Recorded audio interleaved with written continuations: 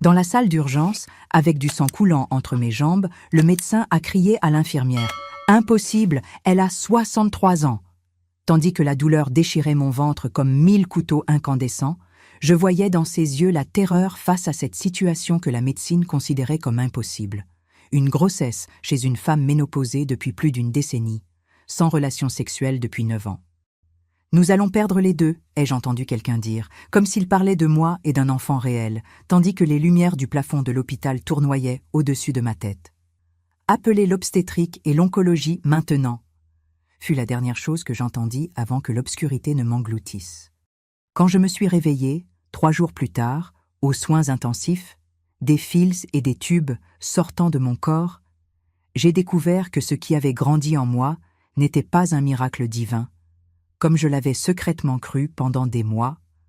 C'était quelque chose de si rare et terrible que les médecins l'avaient photographié pour le publier dans des revues scientifiques. Quelque chose qui a failli me tuer de la manière la plus cruelle possible, faisant croire à mon propre corps un mensonge, sentant des mouvements qui n'étaient pas ceux d'un bébé, rêvant d'une vie qui n'a jamais existé. C'est l'histoire que j'ai gardée en silence pendant 6 ans. Jusqu'à aujourd'hui, quand j'ai enfin trouvé le courage de révéler comment j'ai été enceinte à 63 ans de quelque chose qui n'est jamais né. Bonjour mes chers, je m'appelle Solange, j'ai 69 ans et je suis née dans un petit village près de Pointe-Noire en 1956. Aujourd'hui, assise sur cette chaise qui appartenait à ma mère avant moi, je veux partager avec vous une histoire que j'ai gardée pendant si longues années, cachée dans les profondeurs de mon âme. Une histoire sur la façon dont notre propre corps peut nous tromper, de la manière la plus cruelle possible, sur la façon dont la médecine rencontre parfois des cas si rares qu'ils défient tout ce qui est dans les livres, et sur la façon dont nous devons avoir du courage pour faire face à l'inconnu. Pour comprendre complètement mon histoire, je dois remonter un peu dans le temps. Je n'étais pas une femme ordinaire de 63 ans quand tout a commencé. Je venais d'atteindre cet âge en novembre 2019, veuve depuis 9 ans de mon cher Pascal, avec qui j'ai été mariée pendant plus de 3 décennies. Il est parti soudainement, une crise cardiaque foudroyante pendant qu'il dormait à côté de moi. Cette nuit de 2010, je me suis couchée avec un mari et me suis réveillée avec un corps froid. La solitude qui a suivi était un abîme qui a englouti une grande partie de qui j'étais. Nous avions 2 enfants, mon Jean-Claude de 43 ans et ma Karine de 39 ans, tous 2 déjà mariés avec leurs propres enfants. Mon Jean-Claude s'était marié avec Mariette et m'a donné 2 petits-enfants, Thierry et Christine. Quant à Karine, elle s'est mariée avec Serge et m'a donné la petite Élise.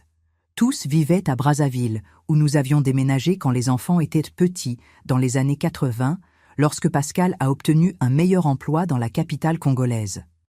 Après le départ de Pascal, j'ai vendu la grande maison où nous avions élevé nos enfants et j'ai acheté un appartement plus petit, plus facile à entretenir pour une femme seule. C'était un endroit confortable, au 3e étage d'un immeuble sans ascenseur. Les 3 volets d'escalier me maintenaient active, disais-je, à ceux qui se plaignaient. J'avais un petit balcon où je cultivais mes plantes, mon seul réconfort dans les jours les plus solitaires. Je tombais rarement malade. J'ai toujours été ce qu'on appelle solide, de ces femmes qui ont travaillé dans les champs étant jeunes et ont développé une constitution forte. Ma tension était parfaite. Je n'avais ni diabète ni cholestérol élevé, la fierté de mon médecin, Dr Moussa, qui disait toujours que j'avais la santé d'une femme 20 ans plus jeune. La ménopause était arrivée pour moi vers 51 ans, au début des années 2000. Ce ne fut pas facile, comme ce n'est le cas pour aucune femme. Les bouffées de chaleur qui venaient soudainement, les nuits mal dormies, l'irritabilité qui faisait que Pascal marchait sur des œufs autour de moi. Mais après 2 ou 3 ans, mon corps s'est adapté à la nouvelle réalité. Les règles ont complètement cessé, les hormones se sont stabilisées et la vie a suivi son cours naturel. À l'époque où mon histoire commence, j'étais ménopausée depuis plus d'1 décennie. Après la mort de Pascal, je ne me suis impliquée avec aucun autre homme. Pas par manque d'opportunités. À 60 ans, j'étais encore une femme bien conservée, comme on dit. Mes cheveux avaient complètement blanchi, mais je les gardais toujours bien coupés au carré, teints dans une nuance de brun foncé qui s'accordait avec mes yeux. J'avais quelques rides, bien sûr, mais rien d'excessif. Le corps avait changé, comme change celui de toute femme après 60 ans, la taille plus épaisse, les seins plus tombants, ce relâchement naturel de l'âge. Mais je recevais encore des regards appréciateurs d'hommes de mon âge dans le groupe du 3e âge de la paroisse, surtout du veuf Alphonse, qui trouvait toujours un moyen de s'asseoir à côté de moi pendant les lotos de bienfaisance. Je n'ai jamais répondu à ses intérêts. Pas parce que je pensais que c'était mal. Plusieurs amies avaient trouvé de nouveaux compagnons au 3e âge et étaient heureuses. C'était simplement parce que je n'en ai jamais ressenti l'envie. Pascal avait été l'amour de ma vie, depuis nos 17 ans quand nous nous sommes rencontrés lors d'une fête de village. Aucun autre homme ne suscitait mon intérêt romantique. Et ainsi, je vivais mes jours tranquilles dans ma solitude qui ne faisait plus aussi mal, remplissant le temps avec des visites à mes petits-enfants, du travail bénévole à l'église et des feuilletons le soir. C'est en décembre 2019 que j'ai commencé à remarquer quelque chose d'étrange qui se passait avec mon corps. Au début, c'étaient des symptômes si subtils que je ne les ai presque pas remarqués. Un léger vertige en me levant le matin, une fatigue qui ne passait pas, même après une bonne nuit de sommeil, une sensibilité différente dans les seins, qui depuis des années ne ressentait rien d'autre que le contact avec le tissu du soutien-gorge. J'ai attribué tout cela à la chaleur intense de cet été à Brazzaville, ou peut-être à une légère infection virale. Rien qui mérite de s'inquiéter. Mais alors, dans les premiers jours de janvier 2020, je me suis réveillée avec une nausée si intense que j'ai à peine pu atteindre la salle de bain. J'ai vomi tout ce que j'avais dans l'estomac, et même après cela, j'ai continué à avoir des hauts le cœur. C'était une nausée différente de tout ce que j'avais jamais ressenti, sauf quand j'étais enceinte de mes enfants, dans les années 70. Je me suis souvenu vivement à quel point j'étais malade au début de la grossesse de Jean-Claude, en particulier. L'odeur du café que Pascal préparait tous les matins avant d'aller travailler me donnait la nausée. J'ai ri de moi-même pour ce souvenir absurde. « Quelle bêtise, Solange !» ai-je dit à mon reflet dans le miroir de la salle de bain, tout en me brossant les dents pour enlever le goût amer de la bouche. « Tu as 63 ans, tu es ménopausée depuis plus de 10 ans, et tu n'as pas eu de relation depuis que Pascal est parti. Comment pourrais-tu être enceinte ?» L'idée était si ridicule que je ne l'ai même pas considérée sérieusement.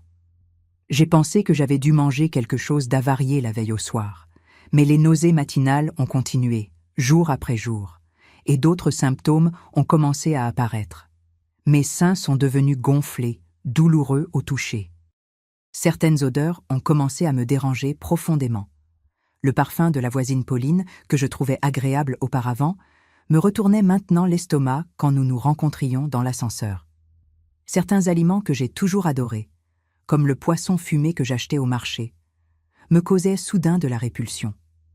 Et il y avait cette sensation constante de fatigue, comme si mon corps travaillait double sur quelque chose que j'ignorais.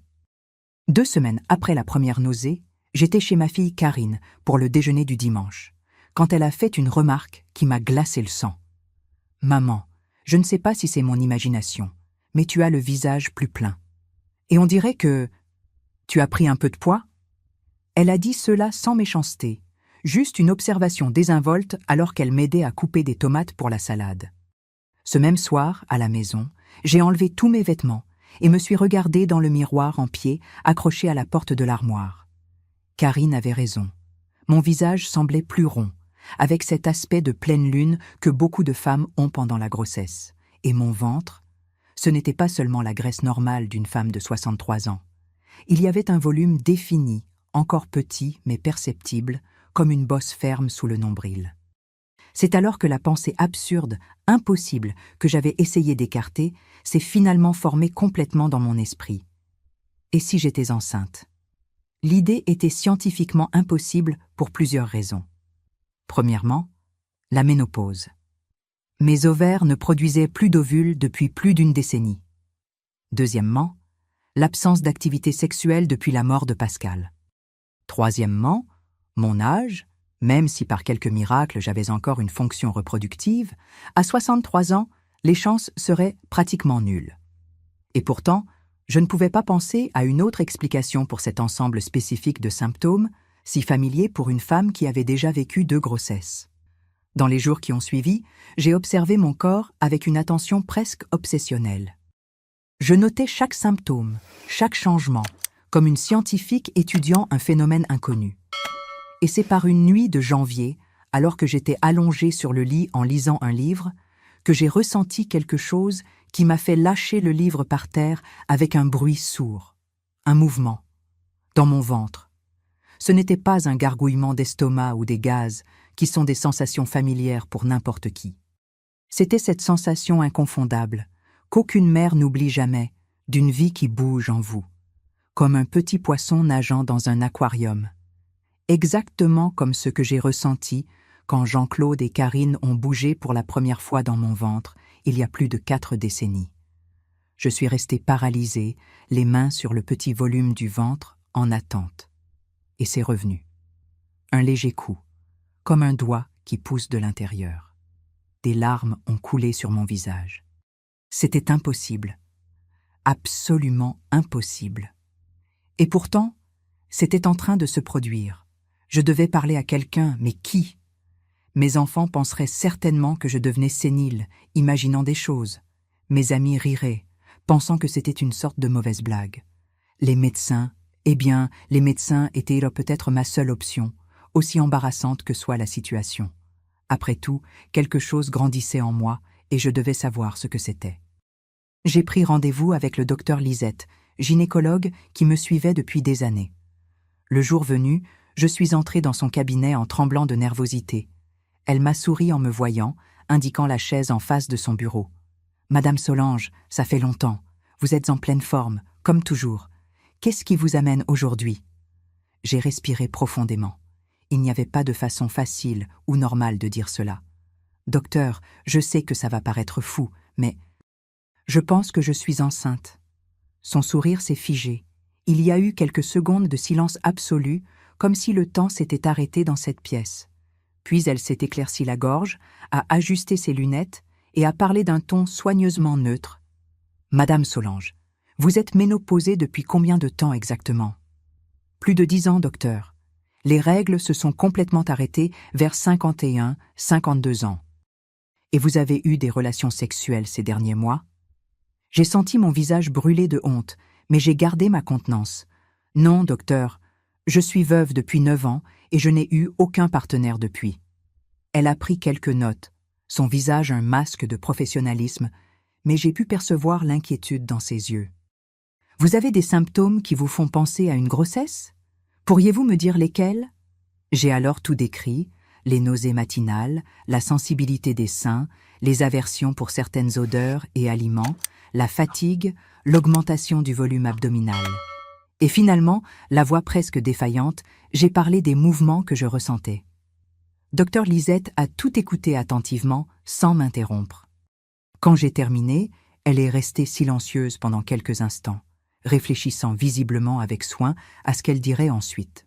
« Madame Solange, il existe plusieurs conditions qui peuvent causer des symptômes semblables à ceux d'une grossesse. Des changements hormonaux peuvent se produire même après la ménopause. Des tumeurs, qu'elles soient bénignes ou malignes, peuvent également provoquer une production anormale d'hormones. Il y a aussi une condition appelée grossesse psychologique ou pseudo-siessis, où le corps imite les symptômes de grossesse en raison d'un désir intense d'avoir un enfant. « Docteur, ai-je interrompu, je n'ai aucun désir d'avoir plus d'enfants. J'ai 63 ans, 2 enfants adultes, 3 petits-enfants. Je suis bien résolue à ce sujet. Et ce que je ressens, c'est réel. Ce n'est pas psychologique. » Elle a soupiré. « Nous allons faire quelques examens, Madame Solange. Une échographie pour commencer et quelques analyses de sang. Ainsi, nous aurons une idée plus claire de ce qui se passe. » Je suis sortie du cabinet avec des demandes d'examen et la sensation inconfortable que le médecin pensait que je souffrais d'une sorte de délire. J'ai pris rendez-vous pour l'échographie la semaine suivante. Dans les jours qui ont précédé l'examen, les mouvements dans mon ventre sont devenus plus fréquents et plus forts. Ce n'était pas de l'imagination. Quelque chose bougeait réellement en moi. Le jour de l'échographie, je suis allée seule à la clinique. Je n'avais parlé à personne de mes soupçons. La technicienne qui a réalisé l'examen était une jeune femme sérieuse, peu bavarde. Pendant qu'elle passait l'appareil sur mon ventre, enduit de ce gel froid, j'ai remarqué que son expression changeait. Elle a froncé les sourcils, a déplacé l'appareil d'un côté à l'autre, a fait quelques annotations, toujours en silence. Finalement, elle a dit qu'elle devait appeler le médecin et a quitté la salle, me laissant seule avec mes pensées agitées. Quelques minutes plus tard, qui ont semblé des heures, elle est revenue accompagnée d'un homme d'âge moyen, Dr Antoine selon le badge sur sa blouse. Il a répété l'examen, son visage un masque de concentration. Après un moment, il a éteint l'appareil et m'a regardé avec une expression grave. « Madame Solange, il y a quelque chose qui grandit dans votre utérus. Ça a approximativement la taille et certaines caractéristiques d'un fœtus de 4 mois, mais... » Il a fait une pause, comme s'il cherchait les mots justes.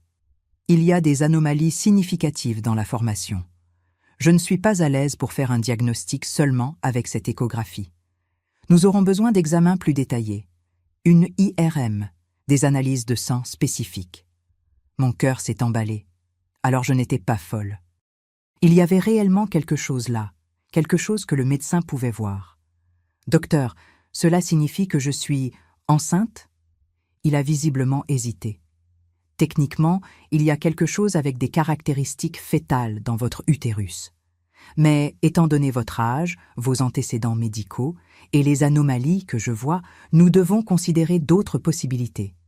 Je veux vous adresser à un spécialiste immédiatement. » 3 jours plus tard, j'étais dans le cabinet du docteur Thomas, un oncologue gynécologique renommé.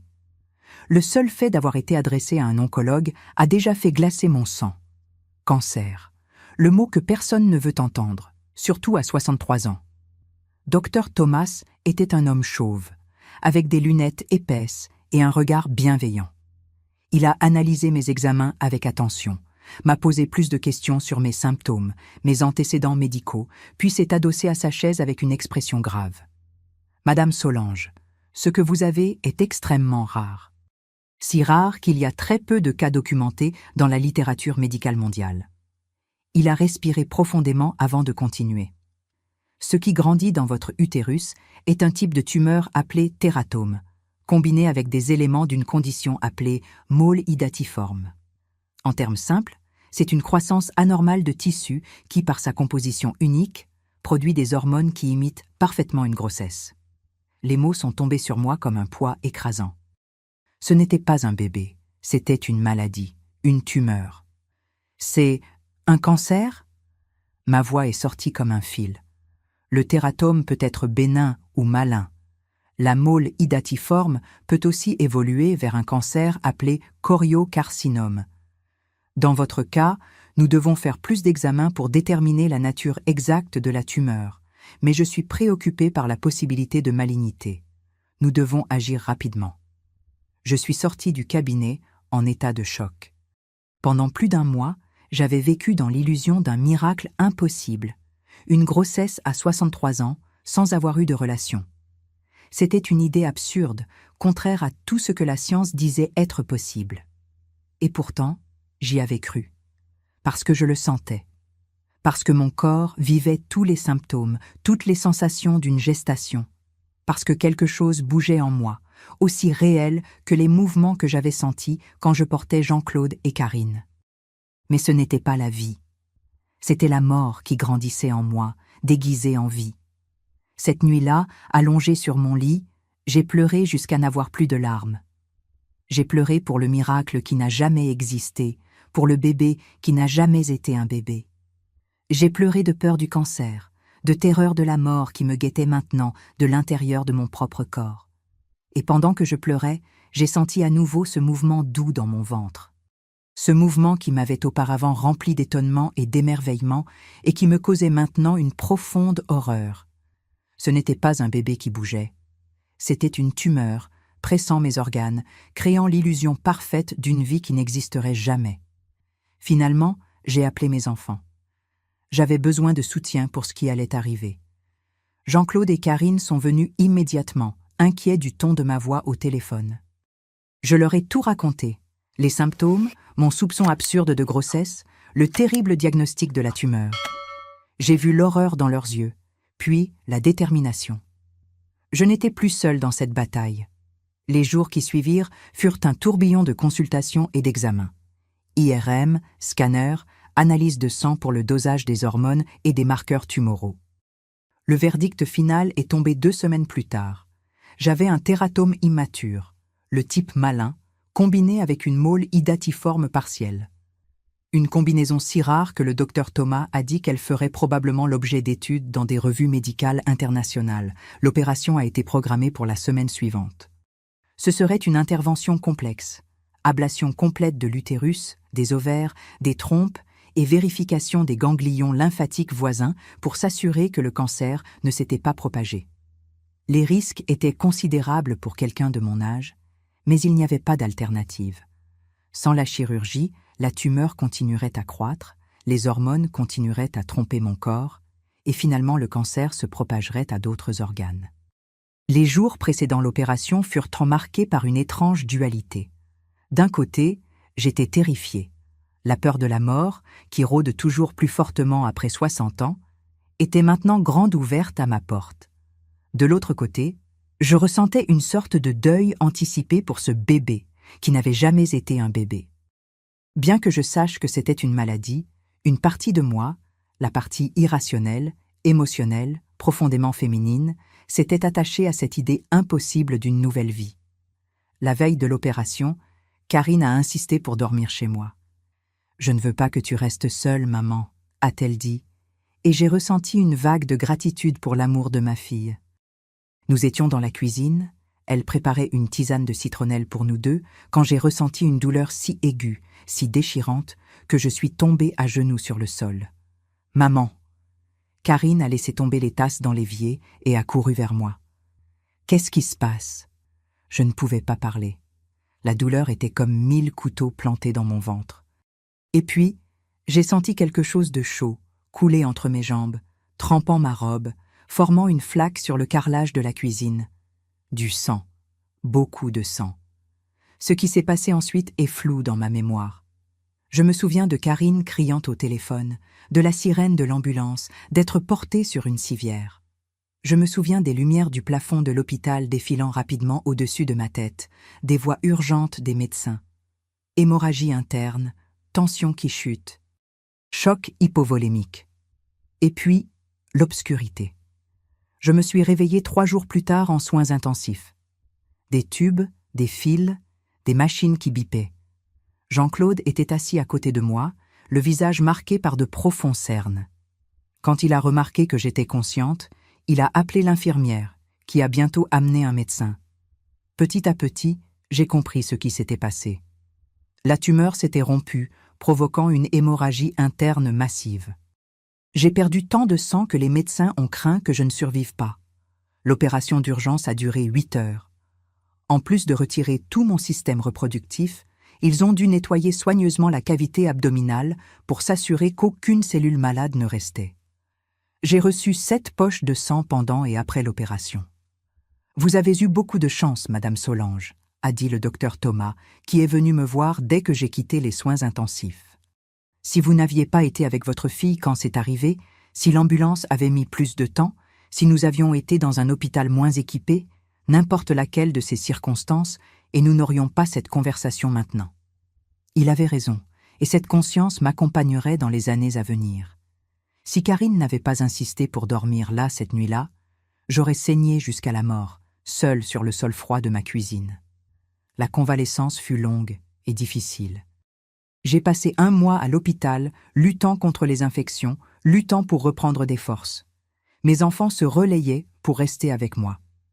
Jean-Claude avait pris un congé de son travail et est resté à Brazzaville pendant 3 semaines. Karine venait tous les jours après le travail et passait les nuits de vendredi et samedi à l'hôpital. Mes petits-enfants m'envoyaient des dessins, des cartes, des messages enregistrés sur le téléphone de Karine. Tout cet amour a été le meilleur remède pour ma guérison. Quand j'ai finalement eu mon congé de l'hôpital, Karine a insisté pour que je reste chez elle un certain temps. « Jusqu'à ce que vous soyez complètement rétablie », a-t-elle dit. Mais j'ai compris qu'elle avait peur de me laisser seule. Et peut-être avait-elle raison. Dans les premiers jours après mon retour de l'hôpital, je me réveillais au milieu de la nuit en panique, avec la sensation physique qu'il y avait encore quelque chose qui bougeait en moi. C'était l'un des cauchemars, bien sûr. La tumeur avait été complètement enlevée. Mais le souvenir de cette sensation persistait, comme un membre fantôme après une amputation. Dans les mois qui ont suivi, j'ai dû faire des examens fréquents pour m'assurer qu'il n'y avait pas de récidive du cancer. Chaque visite à l'hôpital ramenait l'anxiété, la peur. Mais peu à peu, avec le passage des mois puis des années, cette peur a diminué. Les examens restèrent propres. La chimiothérapie, que les médecins pensaient initialement nécessaire, a finalement été écartée, car tous les tests indiquaient que le cancer avait été complètement retiré lors de l'opération. La cicatrice, tant physique, qui coupait mon ventre d'un côté à l'autre, qu'émotionnelle, demeurait. D'une certaine façon, j'ai vécu un deuil pour ce bébé qui n'a jamais existé. J'avais créé un lien avec l'idée, avec la possibilité, aussi absurde soit-elle. Je lui avais parlé dans les nuits solitaires, j'avais rêvé de ce qu'il serait, j'avais même pensé à des noms. Et puis, en un seul jour, j'ai découvert que tout n'était qu'une illusion créée par une maladie qui a failli me tuer. Le temps, comme toujours, a guéri les blessures. Après 3 mois chez Karine, je suis retournée dans mon appartement. J'ai recommencé à prendre soin de mes plantes, à faire mon crochet, à aller à la messe le dimanche. Ma vie revenait à la normale, ou à ce qui pouvait être considéré comme normal après une expérience aussi extraordinaire. 6 mois après l'opération, lors de la consultation de suivi, le docteur Thomas m'a donné la nouvelle que j'attendais tant. Il n'y avait aucun signe de récidive. Les analyses de sang, le scanner, tout était normal. J'étais officiellement guérie. « Vous avez eu beaucoup de chance, Madame Solange », a-t-il dit, avec son calme habituel. Si nous avions attendu plus longtemps pour l'opération, la tumeur aurait pu se disséminer. Et si vous n'aviez pas eu votre fille avec vous cette nuit-là, quand il y a eu la rupture et l'hémorragie, vous n'auriez probablement pas survécu. Ces paroles m'ont fait réfléchir profondément. Combien de petites décisions, de petits hasards s'étaient alignés pour que je survive? Et si j'avais ignoré les symptômes? Et si j'avais eu trop honte pour consulter un médecin avec une suspicion aussi absurde qu'une grossesse à 63 ans? Et si Karine n'avait pas insisté pour dormir là cette nuit fatidique? Et si nous vivions loin d'un hôpital bien équipé? J'ai alors réalisé à quel point la vie est fragile, combien nous dépendons de petites décisions, de petits hasards pour rester en vie. Et j'ai aussi réalisé combien j'avais à être reconnaissante, d'avoir survécu, d'avoir mes enfants, mes petits-enfants, d'avoir la chance de continuer à vivre. Cette expérience, aussi étrange et effrayante qu'elle ait été, a changé quelque chose de fondamental en moi. Avant, je vivais mes journées de façon presque automatique, une routine confortable mais sans grandes émotions. Le veuvage avait enlevé beaucoup de couleurs à ma vie. Mais après avoir regardé la mort en face, après avoir presque tout perdu, j'ai commencé à voir le monde avec de nouveaux yeux. J'ai commencé à valoriser davantage chaque jour, chaque moment. J'ai arrêté de reporter les petites joies, les petits plaisirs. Une visite à un endroit que j'avais toujours voulu connaître. Un livre que j'avais toujours voulu lire. Un plat que j'avais toujours voulu essayer. J'ai commencé à dire plus souvent « je t'aime » à mes enfants et petits-enfants. J'ai commencé à prendre des photos de tout pour préserver des souvenirs que je laissais auparavant s'échapper. J'ai commencé à faire les voyages dont j'avais toujours rêvé, à visiter des endroits que j'avais toujours voulu connaître. Un après-midi, environ 1 an après l'opération, je prenais un café sur mon balcon avec mon amie Marie, qui connaissait toute l'histoire de ma fausse grossesse. Entre 2 gorgées, elle m'a posé une question qui m'a prise par surprise. « Solange, tu n'as jamais pensé que peut-être que c'était une sorte de miracle ?» « Un miracle? Une tumeur cancéreuse qui a failli me tuer ?» ai-je répondu avec un rire amer. « Pas la tumeur en elle-même, Solange. » Marie a expliqué avec cette patience de quelqu'un qui a beaucoup vécu. Mais réfléchis bien. Si tu n'avais pas ressenti ces symptômes si tôt, si tu n'étais pas allée chez le médecin en pensant être enceinte, peut-être que la tumeur n'aurait été découverte que lorsqu'il aurait été trop tard. Et si ta fille n'avait pas décidé de passer cette nuit précise avec toi, serais-tu là aujourd'hui? Ces paroles ont résonné dans mon esprit pendant des jours. Marie avait raison. Cette fausse grossesse, aussi douloureuse et effrayante qu'elle ait été, même si elle avait joué avec mes sentiments de la manière la plus cruelle possible, avait fini par me sauver. Si je n'avais pas senti ces mouvements, si je n'avais pas cru être enceinte, Quelque chose de si absurde que cela m'a fait chercher immédiatement une aide médicale. Peut-être que la tumeur n'aurait été découverte que lorsqu'il aurait été trop tard, quand elle se serait déjà propagée à d'autres organes. Quand il n'y aurait plus rien à faire. 2 ans après l'opération, en 2022, maintenant âgé de 65 ans, j'avais une nouvelle perspective sur toute cette expérience. La tumeur qui imitait une grossesse m'avait donné une renaissance. Pas le type de renaissance que j'imaginais quand, pendant une brève et folle période, j'ai cru porter une nouvelle vie en moi à 63 ans. Mais une renaissance personnelle, une seconde chance, une nouvelle façon de voir la vie. Par un dimanche ensoleillé de mai, nous étions tous réunis chez Karine pour un déjeuner de famille. Moi, Jean-Claude avec Mariette et leurs 2 enfants, Karine avec Serge et la petite Élise, qui n'était plus si petite. Elle avait 12 ans à l'époque. Pendant que j'aidais Karine dans la cuisine, en coupant des légumes pour la salade, j'ai entendu une question qui m'a prise au dépourvu. « Mamie, c'est quoi cette énorme cicatrice sur ton ventre ?» a demandé Élise, qui était entrée silencieusement dans la cuisine et m'observait. Mon chemisier s'était un peu relevé quand j'ai levé le bras pour prendre une assiette dans le placard du haut, révélant une partie de la grande cicatrice qui traversait mon abdomen. J'ai vu le regard inquiet de Karine. Nous n'avions jamais raconté les détails de ma maladie aux enfants. Ils savaient seulement que mamie avait été très malade et avait eu besoin d'une opération. « C'est d'une opération très sérieuse que j'ai subie il y a quelques années, ma chérie, » ai-je répondu en abaissant mon chemisier. « Ça a fait très mal ?» a demandé Élise avec cette curiosité directe des enfants. « Oui, ça a fait mal au début. Mais après, ça s'est amélioré. Aujourd'hui, ça ne fait presque plus mal. » « Et pourquoi as-tu eu besoin de cette opération ?» J'ai regardé Karine, qui semblait aussi incertaine que moi sur ce que nous devrions dire. Mais j'ai alors réalisé que ce pourrait être l'occasion de transformer mon expérience douloureuse en quelque chose d'éducatif. Quelque chose qui pourrait même, un jour, sauver la vie de ma petite fille. « Asseyons-nous un moment ici, » ai-je dit, en montrant les chaises de la table de cuisine. Mamie va te raconter une histoire très spéciale sur quelque chose de très étrange qui m'est arrivé. Et alors j'ai raconté, en termes simples et appropriés pour une fille de 12 ans, comment mon corps a créé une tumeur qui imitait une grossesse. Sur l'importance de prêter attention aux signaux que notre corps nous envoie. Sur le fait que nous ne devrions jamais avoir honte de consulter un médecin quand quelque chose semble anormal, même si cela semble impossible ou embarrassant. Ce que mamie a appris de tout cela, Élise, c'est que notre corps est très sage. Il essaie de nous avertir quand quelque chose ne va pas, mais nous devons être disposés à écouter. Les yeux de ma petite fille étaient grands ouverts, absorbant chaque mot. Quand j'ai terminé, elle est restée silencieuse pendant quelques instants, traitant tout ce qu'elle avait entendu. « Mamie, tu es très courageuse », a-t-elle finalement dit, me donnant une étreinte serrée qui a rempli mes yeux de larmes. Cette conversation avec Élise a marqué le début d'une nouvelle phase. Peu à peu, j'ai commencé à partager mon histoire avec d'autres personnes. Pas de façon tapageuse ou en attirant l'attention, mais discrètement, quand l'occasion se présentait. Avec des amis du même âge qui hésitaient à consulter un médecin par honte de certains symptômes. Avec des femmes que je rencontrais dans le groupe du 3e âge de la paroisse qui avaient également traversé des expériences difficiles avec des maladies. L'une de ces femmes était Louise, une dame de 70 ans qui fréquentait le même groupe de crochet que moi à l'église.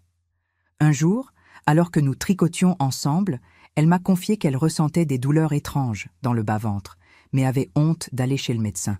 « Je pense que c'est juste l'âge, Solange. »« Après 70 ans, tout fait mal, n'est-ce pas ?» a-t-elle dit, avec un rire forcé. « Louise, laisse-moi te raconter une histoire, » ai-je dit, et j'ai partagé mon expérience. Sur la façon dont j'ai failli perdre la vie à cause d'une tumeur rare qui imitait une grossesse. Sur la difficulté de chercher de l'aide, par honte, par peur de paraître folle. Sur la façon dont ce retard m'a presque tout coûté. 2 semaines plus tard, Louise m'a appelée, la voix étranglée par l'émotion. Elle était allée chez le médecin après notre conversation et avait découvert un cancer de l'ovaire à un stade précoce. Si ce n'était pas pour toi, Solange, je ne l'aurais peut-être découvert que lorsqu'il aurait été trop tard. Tu as sauvé ma vie. Ces mots ont eu un impact profond sur moi. Mon expérience douloureuse, cette fausse grossesse qui a failli me tuer, aidait maintenant à sauver d'autres vies. Non pas par de grands gestes ou des actions publiques, mais par des conversations simples, de femme à femme, partageant une sagesse née de la souffrance. En 2023, maintenant âgé de 66 ans, j'ai eu une autre frayeur de santé.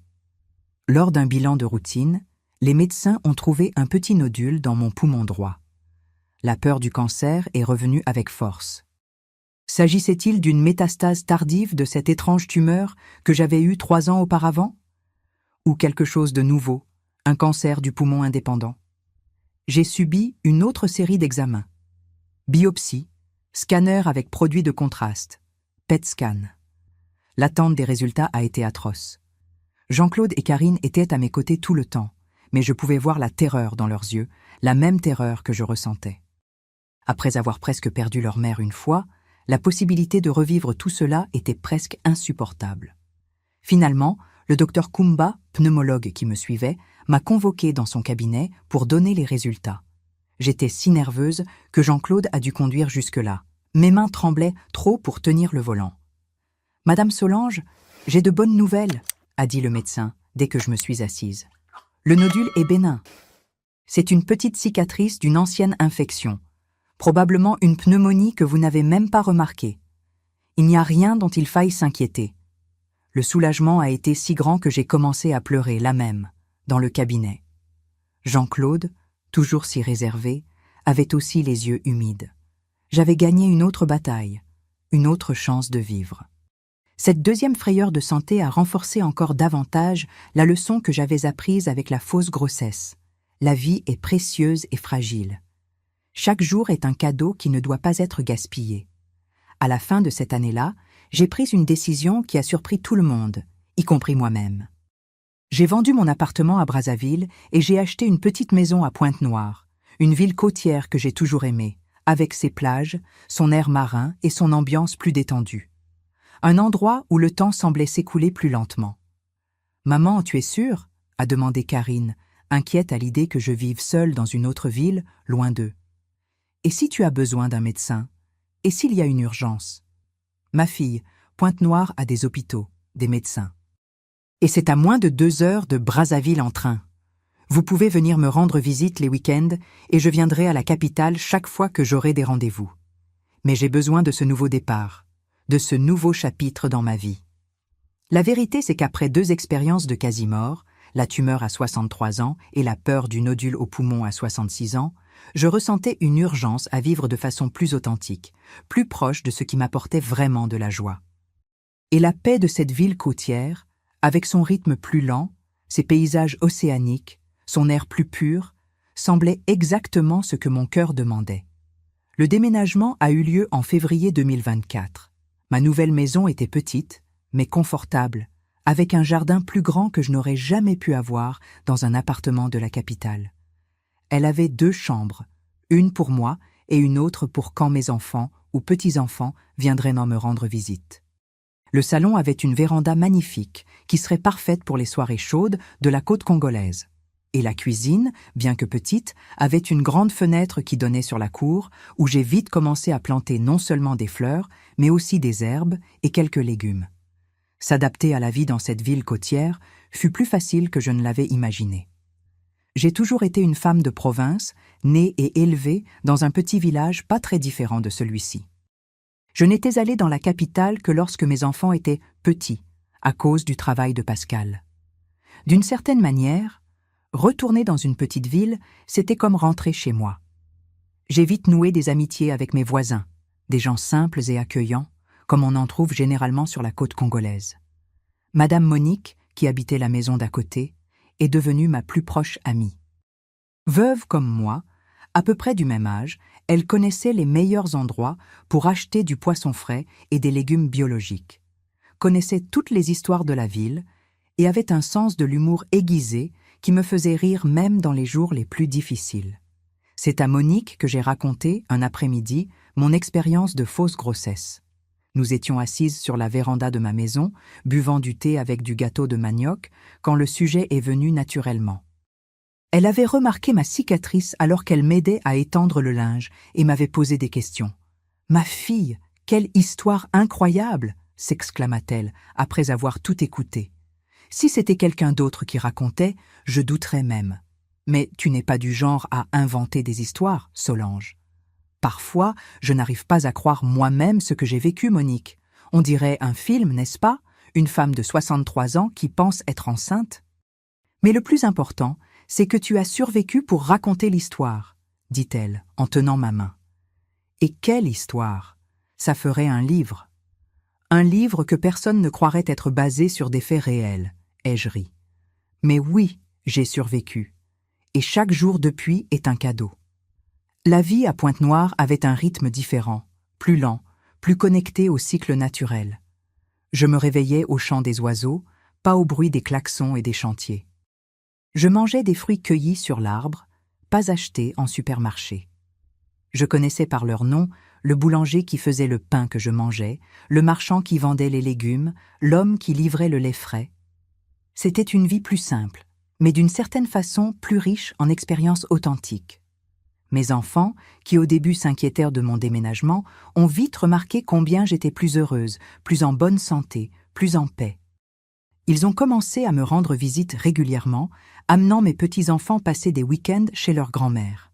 Ces moments sont devenus précieux, jeux de société le soir à la lueur des bougies, histoires racontées sur la véranda sous un ciel étoilé, si différent du ciel urbain, caché par la pollution lumineuse, promenades le long des plages de la ville, visites aux cascades proches. C'est pendant l'une de ces visites, un week-end de juillet 2024, que j'ai eu une conversation importante avec mon petit-fils Thierry, le fils de Jean-Claude, qui avait 16 ans à l'époque. Nous étions dans le jardin, cueillant des tomates pour le déjeuner, quand il m'a posé une question qui m'a prise au dépourvu. « Mamie, tu n'as pas peur de vivre seule ici, après tout ce qui s'est passé, après avoir failli mourir 2 fois ?»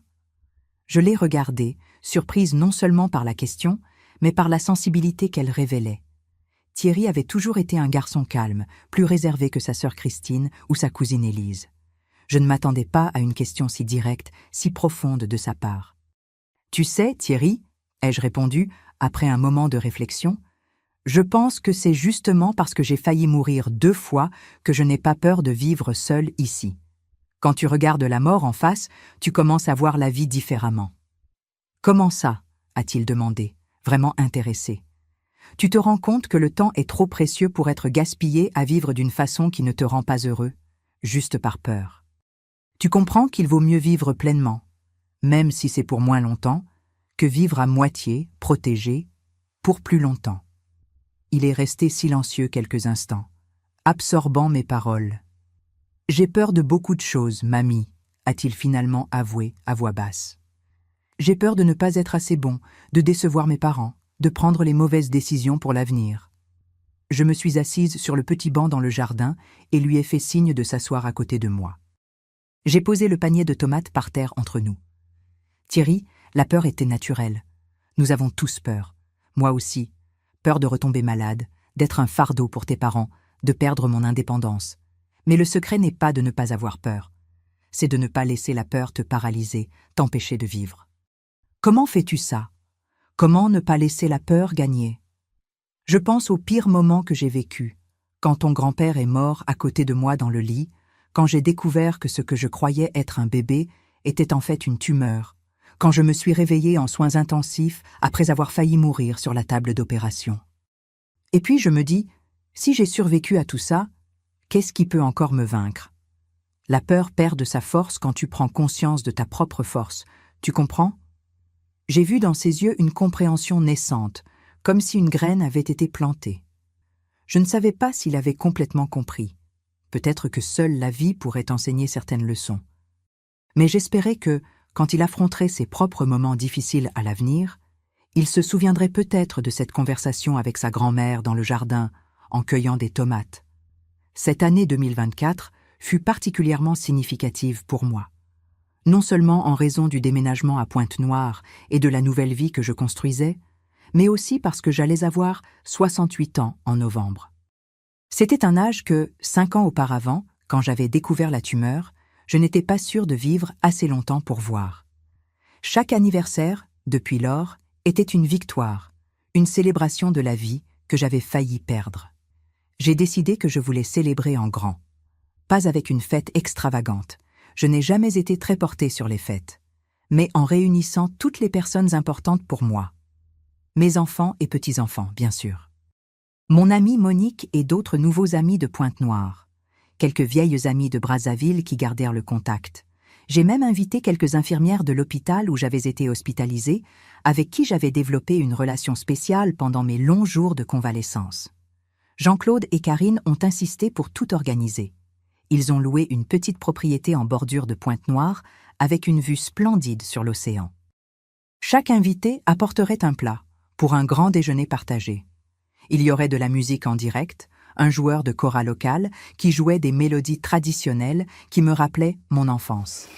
Quand le grand jour est arrivé, le 15 novembre 2024, j'ai été surprise par le nombre de personnes présentes.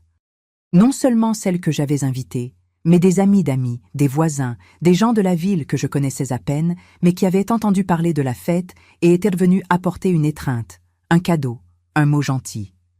Ce fut une célébration de la vie dans son sens le plus plein. Pendant la fête, Karine a porté un toast qui m'a profondément émue. « Je veux porter un toast à ma mère, Solange », a-t-elle dit, en levant un verre. Une femme qui nous a enseigné, par son exemple, la véritable signification de la résilience, qui a affronté la mort en face, non pas une, mais 2 fois, et est revenue pour nous raconter l'histoire, qui nous a montré qu'il n'est jamais trop tard pour recommencer, pour chercher le bonheur, pour vivre pleinement. Maman, tu es notre phare, notre inspiration. Que viennent beaucoup d'autres anniversaires comme celui-ci, entourés d'amour et d'amis. À ce moment-là, en regardant tous ces visages souriants autour de moi, j'ai ressenti une gratitude si profonde que je pouvais à peine respirer. D'être en vie, d'avoir survécu, d'avoir la chance de voir mes petits-enfants grandir, de voir mes enfants heureux, de me faire de nouveaux amis, de vivre de nouvelles expériences. D'avoir l'opportunité de transformer une expérience terrible, cette fausse grossesse qui avait failli me tuer, en quelque chose de positif, en histoire qui aidait maintenant d'autres femmes à mieux prendre soin de leur santé. Et c'est à ce moment aussi que j'ai finalement décidé de partager publiquement mon histoire complète.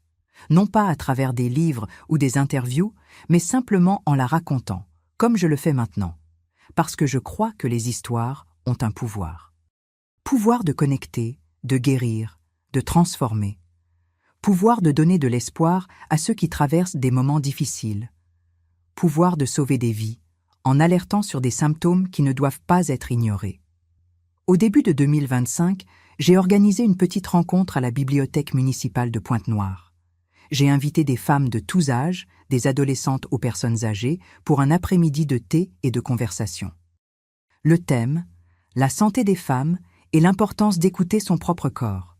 Ce n'était rien de formel ou structuré, juste des femmes assises en cercle, partageant des histoires, des doutes, des expériences. J'ai raconté mon histoire, l'histoire de la fausse grossesse à 63 ans, de la tumeur qui imitait une nouvelle vie, de la bataille pour la survie. J'ai parlé sans honte, sans gêne, avec la franchise que seules les années et les expériences difficiles peuvent apporter. Quand j'ai terminé, il y a eu un silence dans la salle. Et puis, une à une, d'autres femmes ont commencé à parler, à partager leurs propres histoires de santé, leurs peurs, leurs victoires. Une jeune fille de seulement 20 ans a avoué qu'elle avait une bosse dans le sein depuis des mois, mais avait peur d'aller chez le médecin. Une femme de 72 ans a raconté comment elle avait ignoré un saignement anormal par honte jusqu'à ce qu'il soit presque trop tard. Une femme d'âge moyen a parlé de sa lutte contre l'endométriose, qui n'a été diagnostiquée qu'après des années de douleurs ignorées par des médecins qui disaient que c'était normal. À la fin de cet après-midi, 3 femmes sont venues me voir en privé pour me dire qu'elles allaient en prendre rendez-vous chez le médecin la semaine suivante, pour vérifier des symptômes qu'elles ignoraient. Et cela, pour moi, valait plus que n'importe quelle reconnaissance publique. Savoir que mon histoire aidait d'autres personnes, que ma souffrance n'avait pas été vaine. Cette rencontre est devenue régulière.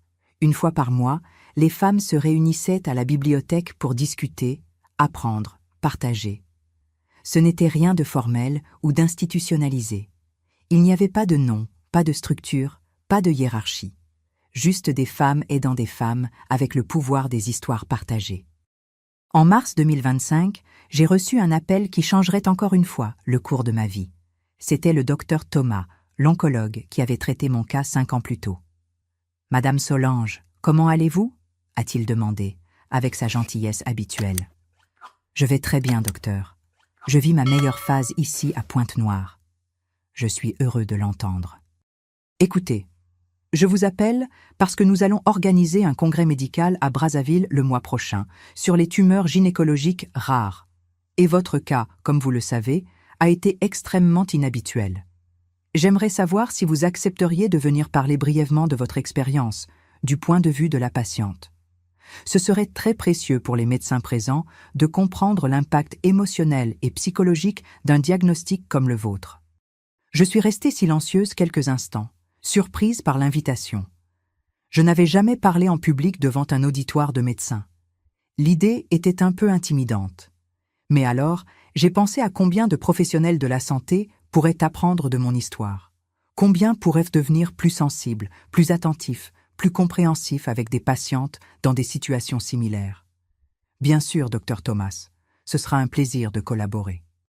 Et ainsi, le 15 avril 2025, à 68 ans, je me suis retrouvée dans un auditorium plein de médecins, d'infirmières et d'étudiants en médecine. Le Dr Thomas a présenté mon cas du point de vue clinique, montrant des images, dûment anonymisées, des examens, discutant du diagnostic et du traitement.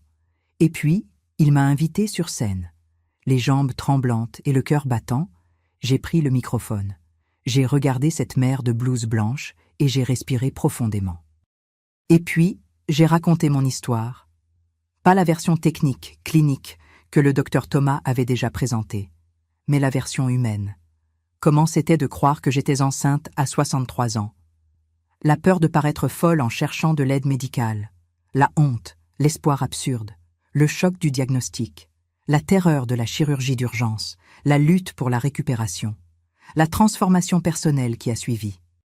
J'ai parlé pendant environ 20 minutes, mais il semblait que le temps s'était arrêté dans cet auditorium.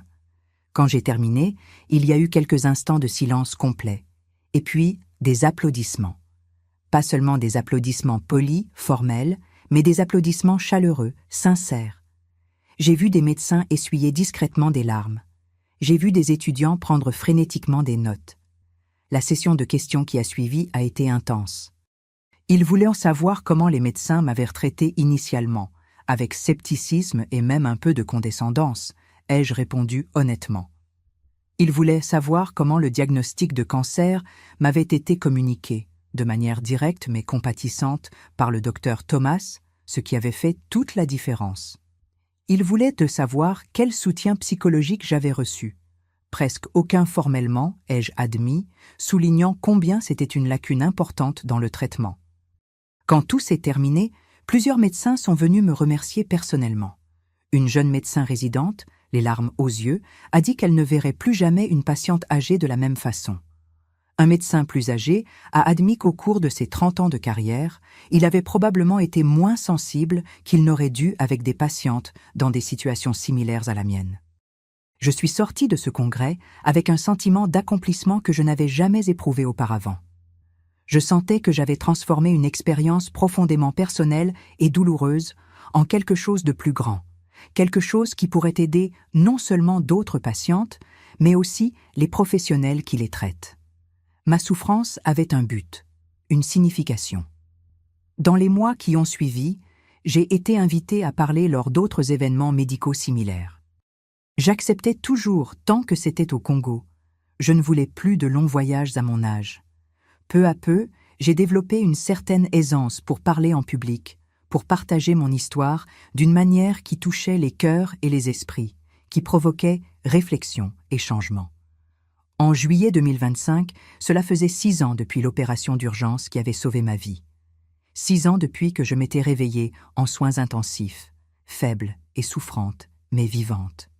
6 ans de temps supplémentaire, de bonus, de vie que j'avais failli perdre. C'était une date que je marquais toujours d'une façon ou d'une autre, non pas avec des festivités, mais avec réflexion et gratitude. Ce jour-là, je me suis assise sur la véranda de ma petite maison à Pointe-Noire, avec une tasse de thé, regardant le coucher de soleil qui teintait d'or l'océan au loin. J'ai pensé à tout ce que j'avais vécu durant ces 6 années. Les hauts et les bas, les joies et les peines. Les petits-enfants qui grandissaient, le déménagement à Pointe-Noire, les nouveaux amis, les conférences pour les médecins, les rencontres mensuelles avec des femmes à la bibliothèque. J'ai aussi pensé à tout ce que je voulais encore vivre, aux rêves que je n'avais pas encore réalisés, aux histoires que je voulais encore raconter, aux endroits que je voulais encore connaître, aux personnes que je voulais encore aider avec mon expérience. Et j'ai pensé surtout à cette fausse grossesse qui avait tout changé, à cette étrange tumeur qui, pendant quelques mois, m'avait fait croire à l'impossible, que j'étais en train de générer une nouvelle vie à 63 ans. Cette tumeur qui avait failli me tuer, mais qui m'avait aussi sauvée, qui m'avait forcé à regarder la mort en face, mais qui m'avait aussi enseigné la véritable valeur de la vie. Aujourd'hui, à 69 ans, alors que je raconte cette histoire, je ne me vois plus comme une victime de cette terrible expérience. Je me vois comme une survivante, un témoin. Quelqu'un qui a vécu pour raconter l'histoire et qui, en la racontant, aide d'autres personnes à affronter leur propre bataille. Quelqu'un dont l'expérience personnelle peut faire la différence dans la vie d'autres femmes, surtout les plus âgées, qui sont souvent invisibilisées, ignorées, traitées avec condescendance. Je m'appelle Solange, j'ai 69 ans, et c'est l'histoire de comment je suis tombée enceinte à 63 ans de quelque chose qui n'est jamais né. Une histoire de tromperie, de douleur, de peur, mais aussi de survie, de transformation, de but trouvé dans l'adversité. Une histoire qui continue à s'écrire chaque jour, avec chaque lever de soleil que j'ai le privilège d'observer, avec chaque étreinte de mes petits-enfants, avec chaque nouvelle amitié, avec chaque femme que j'aide à mieux prendre soin de sa santé. Et si vous, qui lisez ou entendez cette histoire, êtes en train d'affronter votre propre bataille contre une maladie, contre la peur, contre l'incertitude, je veux que vous sachiez, vous êtes plus fort que vous ne l'imaginez. Votre corps est sage, écoutez-le. Votre vie a de la valeur, battez-vous pour elle. Votre histoire importe, partagez-la. Car au final, ce sont nos histoires qui nous relient, qui nous donnent du sens, qui transforment même les expériences les plus douloureuses en quelque chose qui peut aider d'autres personnes. Et c'est peut-être ça, le véritable miracle. Non pas une grossesse impossible à 63 ans, mais la capacité de l'esprit humain à trouver du sens même dans les moments les plus sombres, à transformer la douleur en but, à naître de nouveau même quand tout semble perdu. La semaine dernière, alors que j'aidais ma petite fille Élise, maintenant âgée de 14 ans, à faire un travail scolaire sur le système reproductif féminin, elle m'a posé une question qui m'a surprise. « Mamie, tu n'as jamais été en colère ? Que ton corps t'ait trompé de cette façon ? Qu'il t'ait fait croire que tu étais enceinte alors qu'en réalité c'était une maladie ?» J'ai réfléchi quelques instants avant de répondre. C'était une question profonde qui méritait une réponse honnête. Au début, oui, Élise. J'étais très en colère contre mon corps qui semblait m'avoir trahi de la pire façon possible, en colère contre les médecins qui ne m'avaient pas prise au sérieux au départ, en colère contre le destin pour avoir mis cette épreuve sur mon chemin alors que j'avais déjà traversé tant d'autres. Mais avec le temps, cette colère s'est transformée.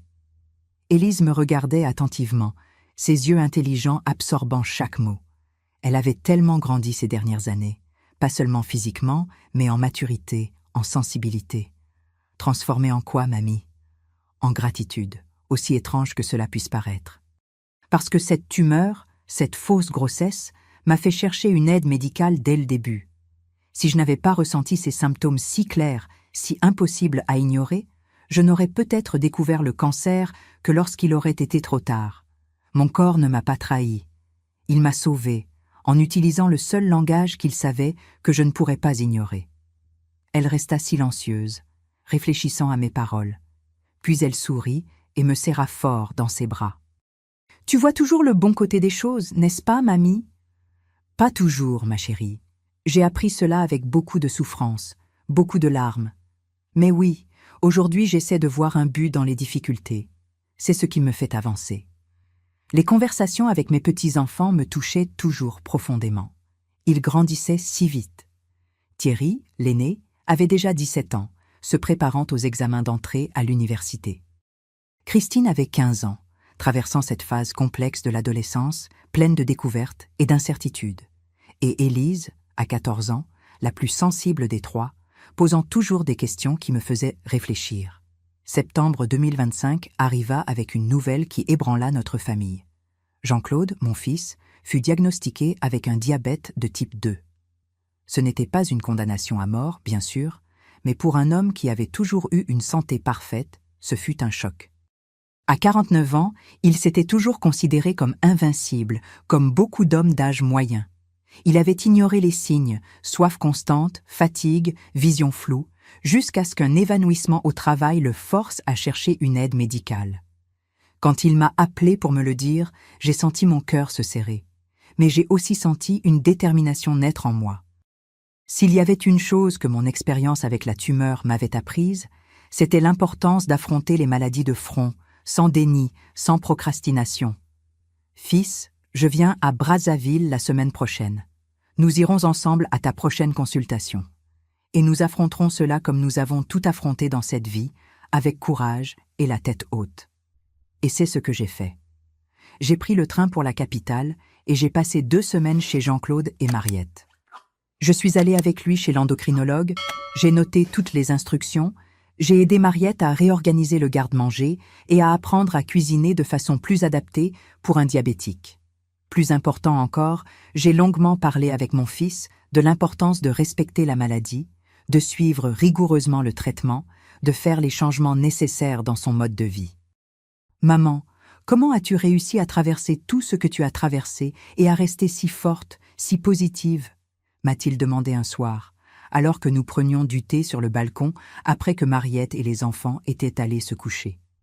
Ce n'est pas arrivé du jour au lendemain, fils. J'ai traversé des moments de désespoir, de colère, de peur. Mais peu à peu, j'ai compris que la souffrance fait partie de la vie. Nous ne pouvons pas l'éviter complètement. Ce que nous pouvons choisir, c'est comment y répondre. Tu fais paraître cela simple. Ce n'est pas simple, Jean-Claude. C'est un apprentissage quotidien qui fait parfois très mal. Mais une chose que j'ai apprise avec certitude, nos plus grandes douleurs peuvent devenir nos plus grandes leçons, nos plus grands cadeaux au monde. Mon expérience avec cette fausse grossesse, aussi terrible qu'elle ait été, me permet aujourd'hui d'aider d'autres personnes. Peut-être que ton expérience avec le diabète a aussi un but plus grand. Il réfléchit à cela pendant quelques instants. Peut-être que j'ai besoin de revoir certaines choses dans ma vie. J'ai trop travaillé, je me suis trop stressée, j'ai négligé ma santé. Peut-être que c'est l'alerte dont j'avais besoin. Exactement, fils. Parfois, la maladie est le corps qui crie ce qu'il a murmuré pendant longtemps et qui n'a pas été entendu. Quand je suis retournée à Pointe-Noire 2 semaines plus tard, je me sentais renouvelée, malgré la fatigue du voyage. Aider mon fils à faire face à son diagnostic m'avait donné une nouvelle perspective sur mon propre parcours de santé. Octobre 2025 a commencé avec un temps étrange à Pointe-Noire, des jours trop chauds pour la saison, suivis de nuits anormalement fraîches. Mon corps, toujours sensible aux changements climatiques depuis que j'étais jeune, a commencé à protester. Des douleurs articulaires, une toux sèche qui ne passait pas, de la fatigue. Au début, j'ai ignoré. C'était juste les maux normaux de l'âge, pensais-je. Mais j'ai commencé à avoir une légère fièvre tous les soirs. Je me suis souvenu de la promesse que je m'étais faite après l'épisode de la tumeur. Ne plus jamais ignorer les signaux que mon corps m'envoyait. J'ai pris rendez-vous avec le docteur Paul, le médecin généraliste qui me suivait à Pointe-Noire. Après m'avoir examiné soigneusement et écouté mes symptômes, il a froncé les sourcils, inquiet. « Madame Solange, nous allons devoir faire quelques examens. Ces symptômes, en particulier la fièvre nocturne persistante, peuvent indiquer plusieurs conditions que nous devons explorer. Je vais demander une radio thoracique, des analyses de sang complètes et quelques tests spécifiques. » Le mot qu'il n'a pas dit, mais qui flottait dans l'air, était « récidive ». Est-ce que le cancer était revenu ? Est-ce que cette étrange tumeur, qui avait imité une grossesse des années auparavant, avait laissé des cellules malignes qui se manifestèrent maintenant ? La peur est revenue avec toute sa force, serrant ma gorge, retournant mon estomac.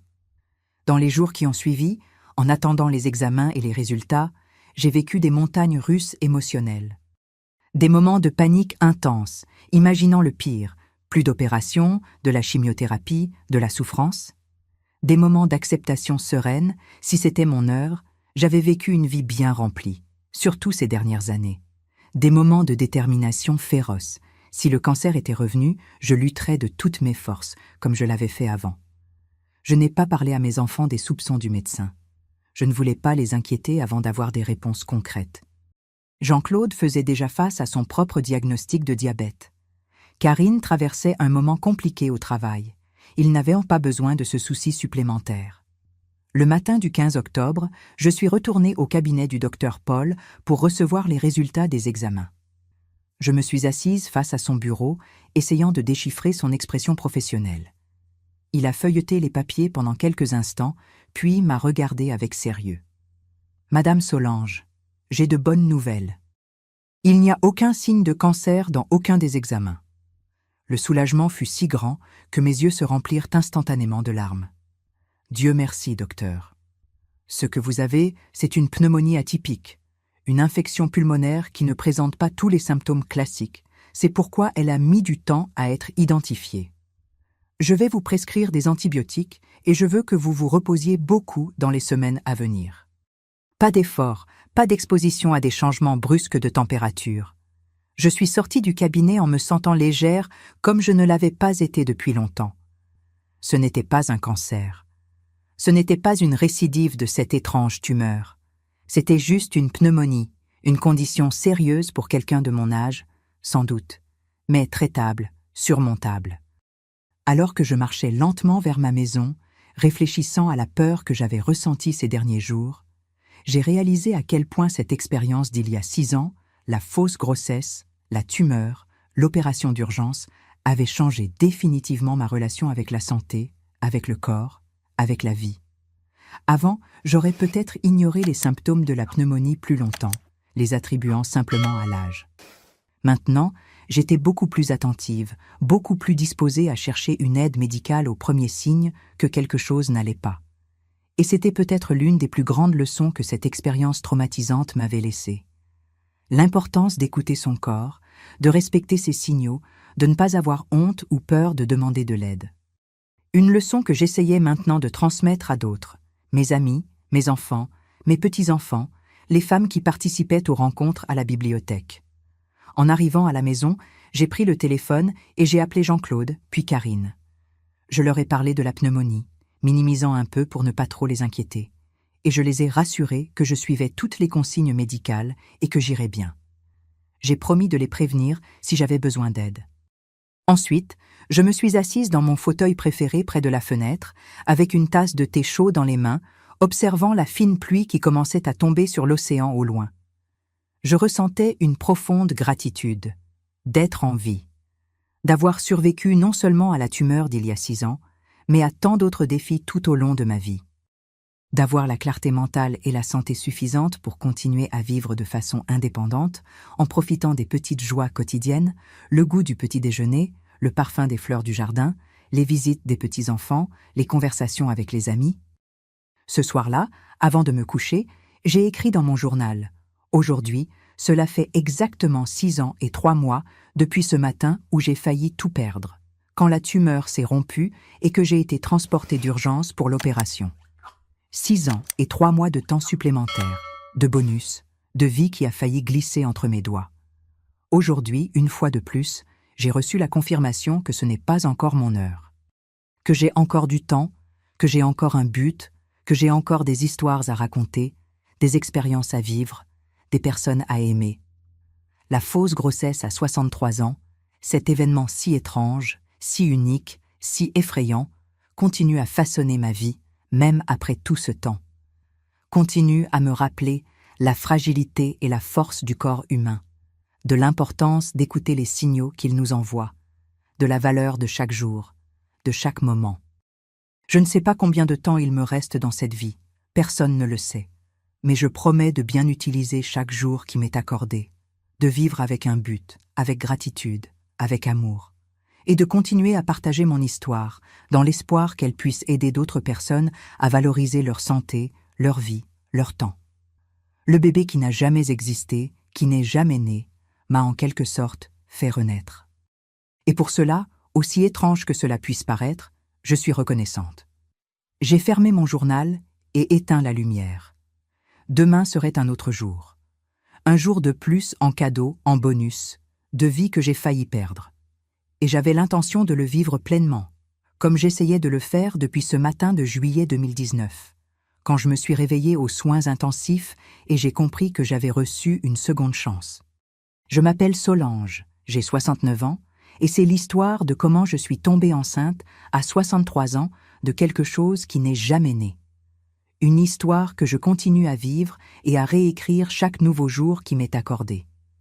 Une histoire que je partage maintenant dans l'espoir qu'elle puisse apporter lumière, sensibilisation, espoir à d'autres personnes.